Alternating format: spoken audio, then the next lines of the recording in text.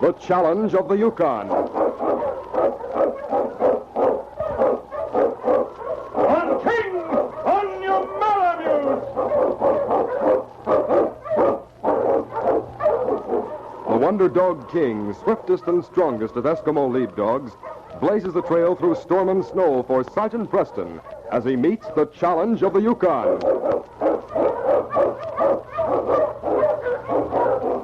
Sergeant Preston was typical of the small band of Northwest Mounted Police who preserved law and order in the new Northwest country, where the greed for wealth and power led to frequent violence and bloodshed. But in spite of the odds against them, Sergeant Preston and his Wonder Dog King met that challenge, and justice ruled triumphant.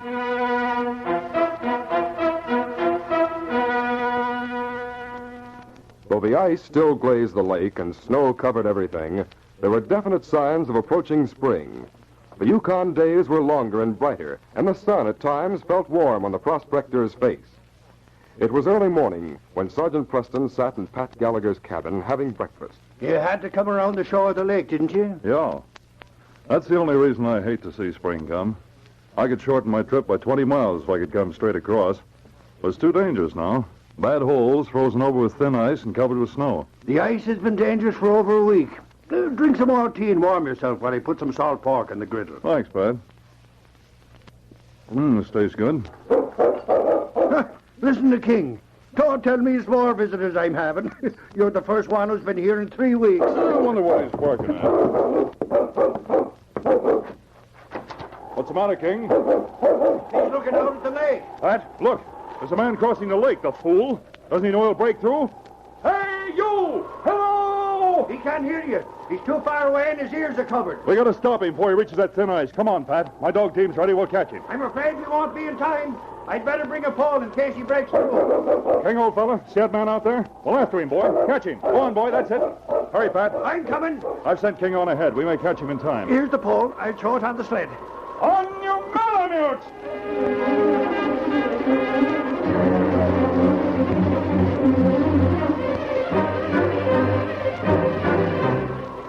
The man had a long lead on Preston, but Preston's dog team was fast and King was faster. The great dog sped across the ice in huge leaps as he pursued the foolhardy stranger. Suddenly, a cry of horror broke from the lips of Preston and was echoed by Pat. There goes the ice. He's gone through. Poor Dibble. Says preserve us, he'll drown sure. Faster, you Malamutes. Faster. King will try and save him if we can only make it in time. With all them furs and claws, he won't have a chance. Unless King can hold him up some way. Faster, you Malamutes. Look, there goes King into the water after him. Pat, we've got to get there in time.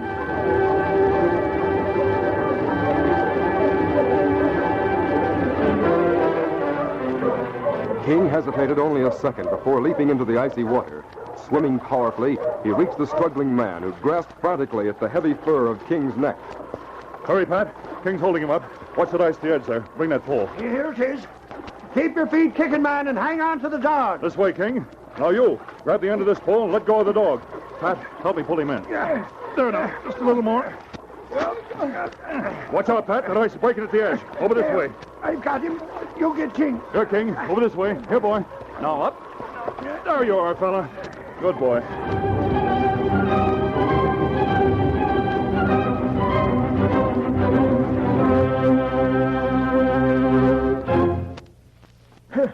I sure owe my life to that Malamute. Gosh, what an animal. I ain't never seen such a big fella. He held me up like nothing. My wet clothes would have pulled me down in a minute if it hadn't been for him. Well, why in thunder did you try to cross that lake this time of the year? Everybody knows how dangerous it is. I guess I ought to be grateful for being alive. Sergeant, what would you take for that dog? I guess maybe I should retire him for the rest of his life as a reward. You couldn't buy him for any kind of money. Anyway, being retired would be pure punishment to King. Of course, I ought to do something for him. Say, hand me that dripping money belt, will you, partner? I know just the present I'm going to give him. Back on my claim, I found a nugget that looked just like a dog's head. You're going to fasten it on his collar, and it will take care of him in his old age.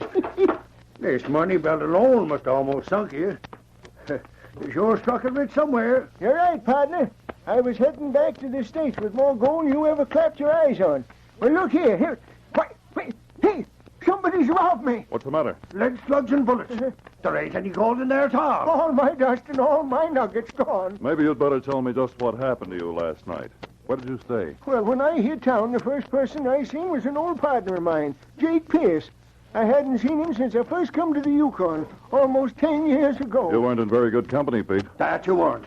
Jake Pierce is the worst spalpeen that was ever born a woman. Well, I hadn't seen him for years, and anyway, I stayed at his cabin 2 days, and we celebrated my luck. Well, last night we had a final wind-up, and towards the end of the evening, a man come in.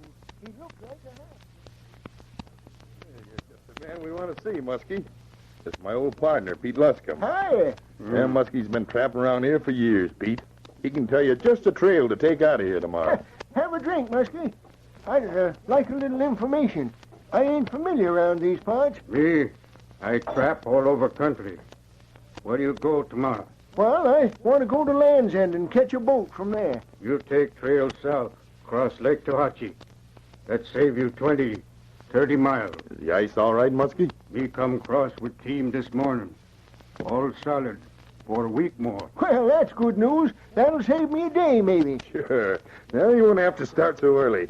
Now, come on, we'll fill them up again, and we'll drink to your rosy future.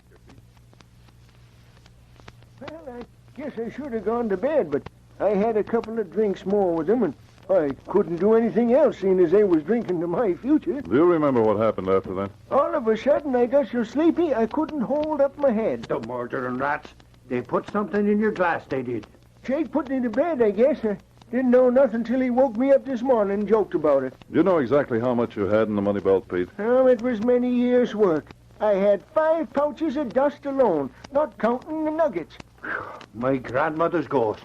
And spending your time with riffraff like Jake and Muskie. Well, the trouble is, Pete, you have no proof they took your gold. Yeah, I guess you're right, Sergeant. It's only my word against theirs. Pete, I have an idea.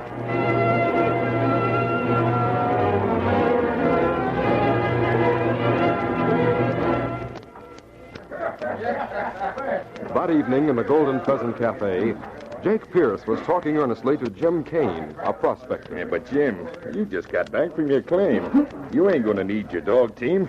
I'll pay you a good price for it. I ain't hankering to sell my team to you, Jake. I've seen you handle dogs before, and I ain't aiming to put my animals in your hand for any kind of money. Maybe you'd be interested if I threw in this nugget. It's the shape of a dog's head, and... How's your trip? Hi, Sergeant. Hello, boys. How are you? yeah, there's Sergeant Preston, and right... Why, that's Pete. Hi there, Sergeant. Hello, Kane. How are you, Jake? Fine. Well, Pete, you're back. Hello, Jake. Yeah, I'm back again. I just happened to meet up with the sergeant here this morning, and he said that half-breed didn't know what he was talking about last night. The lake ain't safe to cross, so I come back to town to try and pick up a dog team. I'll need it if I've got to check all them extra miles around the lake. Know anybody with a dog team for sale? Pete says he has plenty of money. Jake's just been trying to buy my team. We'll talk about that later, Kane. Let's all have a drink. Well, maybe we better go to your cabin first, Jake. I want to get some dust out of my money belt. I'm running a little short of cash. Oh, you don't have to do that. I got plenty. I'll let you have all you need. Come on. What'll you have? Better count me out. I have to get back to my cabin and feed the dogs. I'll see you later. Hey, Yeah, so good long, night. Sergeant. Good night, boy. Well, say, I'm Pete Lascombe. I don't believe I met you. I'm Jim Kane. Pete's an old partner of mine, Kane. Did I hear you say that you had some dogs for sale? Oh, you just heard that Jake wanted to buy them. They ain't for sale. Well, maybe you'd consider renting them to me. I'm going to Land's End, and I'm taking a boat from there. I'd see that you get them back. Well, now, I might be interested in the kind of proposition. Pete, I just remember I got to see somebody. Stay here. I'll be right back. Remember, you're bunking with me tonight. Well, sure, Jake. I'll wait right here for you.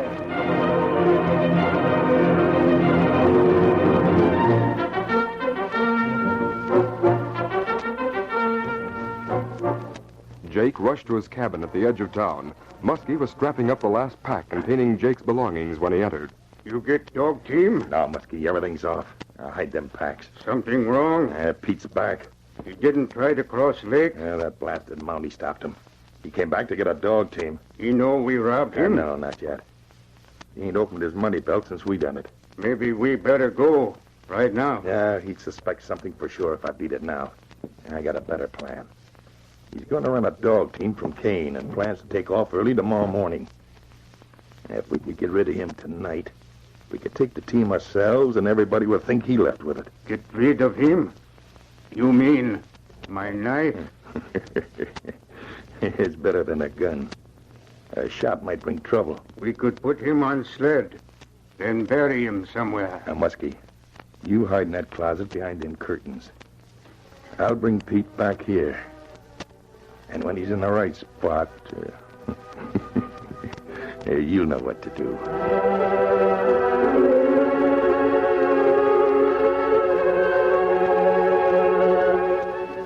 It wasn't long before Jake brought Pete back to the cabin with King's dog team. Pete was nervous. He knew something was about to happen. But he also knew that he was under the eye of Preston somewhere in the shadows.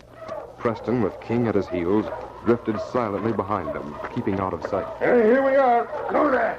Oh. Yeah, don't worry about bedding down these critters, Pete. I'll tend to them later. Now you're all ready to take off early. Yeah, that was a good idea, bringing the dogs here tonight.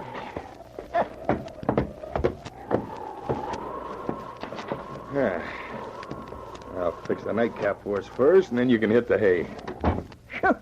It's stuffy in this place. Mind if I open the window for a few minutes? Oh, go ahead. I'll get some glasses. Come on, pull up a chair, Pete. Here's your drink.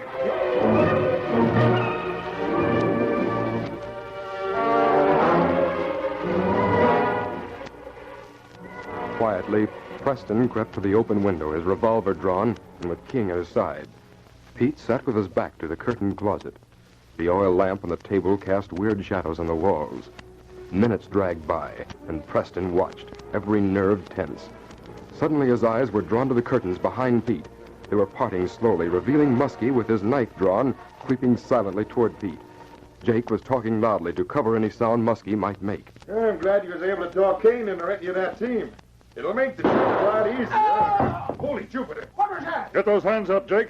I've got you covered. Preston, that half-breed almost knifed me. Oh, my shoulder. You can't blame me for this, Preston. I didn't know Muskie was there. You could see him as plainly as I could. Keep those hands up. Take that gun away from him, Pete. The lamp! Get him, Preston! He's going out the front door! Let's get going, you hound. Come on, King. Missed him. King, after him, boy. Go get him.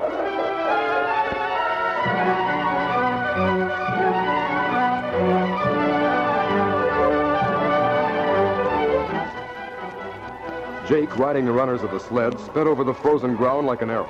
The dogs, terrified by the shots, raced along frantically. But King, Preston's huge Malamute, pursued them swiftly, covering the ground as silently as a shadow. Mush, faster. Keep going, you devils. Faster. Suddenly, out of the darkness behind him, a gray shape hurtled through the air, straight at Jake's shoulder. Help. Get down, you. We're coming, King. Hold him, boy. Help. Get down, you. Oh, get down, I tell you. Down, King, down. Good work, King. All right, boy, I'll take over. Here, you, give me that gun. I'll get up and start walking. One funny move, and I'll let King finish the job.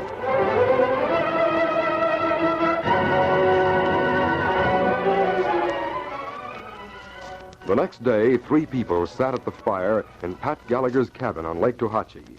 King, the great Malamute, rested his head contentedly on Preston's knee as Preston fastened his collar. On the collar, a huge nugget the shape of a dog's head gleamed in the firelight. Well, King, old boy, you're looking mighty dressed up with this. Sure, and it's a nice thing for you to be doing, Pete. Giving him such a fine present. Well, it's little enough compared to what he did for me. Well, that's his job, Pete.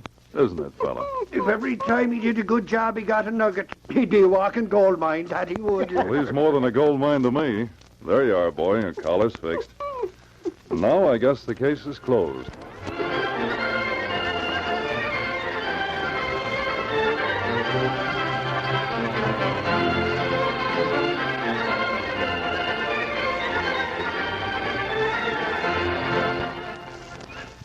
These copyrighted dramas originate in the studios of WXYZ Detroit. And all characters, names, places, and incidents used are fictitious. They are sent to you each week at the same time and reach you from our transcription studios. Al Neal speaking. This is the Michigan Radio Network.